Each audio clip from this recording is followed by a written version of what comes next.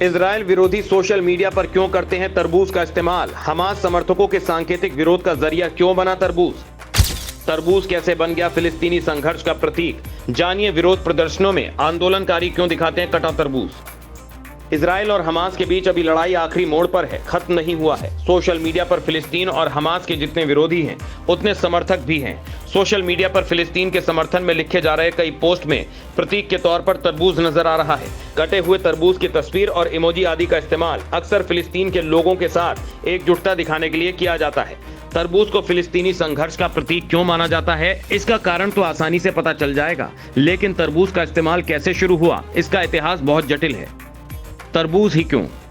तरबूज को काटने पर फिलिस्तीनी झंडे के रंग दिखाई देते हैं, लाल, हरा, काला और सफेद, क्योंकि फिलिस्तीनी झंडे को कहीं ले जाने और प्रदर्शित करने पर अक्सर इजरायली अधिकारी रोक देते हैं। इसीलिए प्रतीक के रूप में तरबूज का उपयोग किया जाता है। सोशल मीडिया पर कई लोग दावा करते हैं कि अगर कोई सीधे सीधे फिलिस्तीनी प्रतीकों के साथ पोस्ट करता है तो उसे अमेरिकी स्थित सोशल मीडिया साइट्स के मुख्यालयों द्वारा प्रतिबंधित कर दिया जाता है। इसी से बचने के लिए कटे हुए तरबूज का इस्तेमाल किया जाता है। फिलिस्तीन में भारी मात्रा में तरबूज की खेती की जाती है।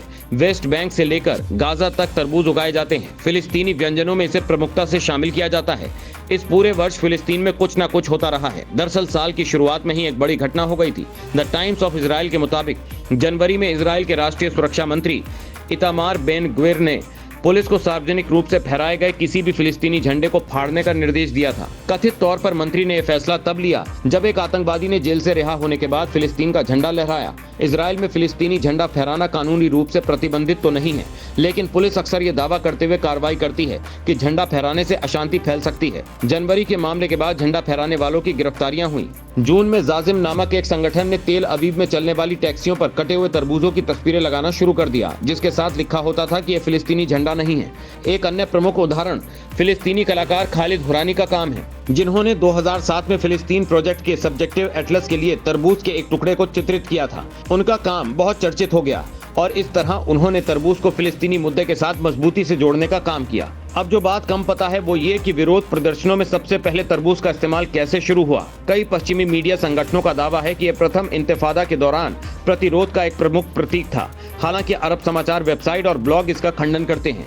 1967 के अरब इजराइल युद्ध के बाद इजराइल ने वेस्ट बैंक और गाजा पर कब्जा कर लिया और फिलिस्तीनी ध्वज के सार्वजनिक प्रदर्शन को अपराध घोषित कर दिया था। ऐसे में ये सवाल उठना लाजिम है कि क्या प्रथम इंतिफादा के दौरान कटे हुए तरबूजों का उपयोग किया जाने लगा। कथित तौर पर रामल्ला में रहने वाले 2 फिलिस्तीनियों द्वारा संचालित एक वेबसाइट डीकोलोनाइज फिलिस्तीन के मुताबिक हले इंतिफादा के लिटरेचर में इस प्रथा का कोई उल्लेख नहीं है। राजनीतिक बयानों में भी इसका कोई जिक्र नहीं था। हमने इस मुद्दे को लेकर इंतिफादा की लोकप्रिय समितियों में सक्रिय रहे कई सदस्यों से संपर्क किया। उनमें से किसी को भी याद नहीं आया कि कभी किसी ने तरबूज को प्रतिरोध के प्रतीक के रूप में इस्तेमाल किया हो। वास्तव में पहले इंतिफादा का उल्लेख करने वालों में से कई लोग 2 स्रोतों पर बहुत अधिक भरोसा करते हैं। 1993 की न्यूयॉर्क टाइम्स की रिपोर्ट और कलाकार नबील अनानी और इस्साम बद्र से जुड़ी एक कहानी।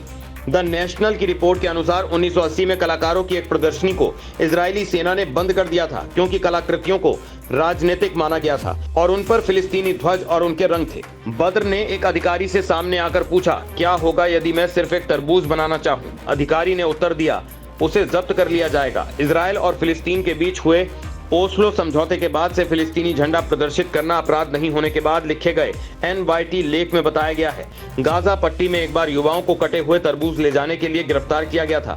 इसके बाद सरकारी प्रेस कार्यालय यरूशलेम के निदेशक ने अखबार को लिखा था, अधिकारियों के साथ मामले की जांच करने के बाद मैं कह सकता हूं कि ऐसी गिरफ्तारियां कभी भी इजरायली नीति नहीं रही हैं। ऐसा लगता है कि इस जवाब के बाद NYT ने अपनी रिपोर्ट वापस ले ली।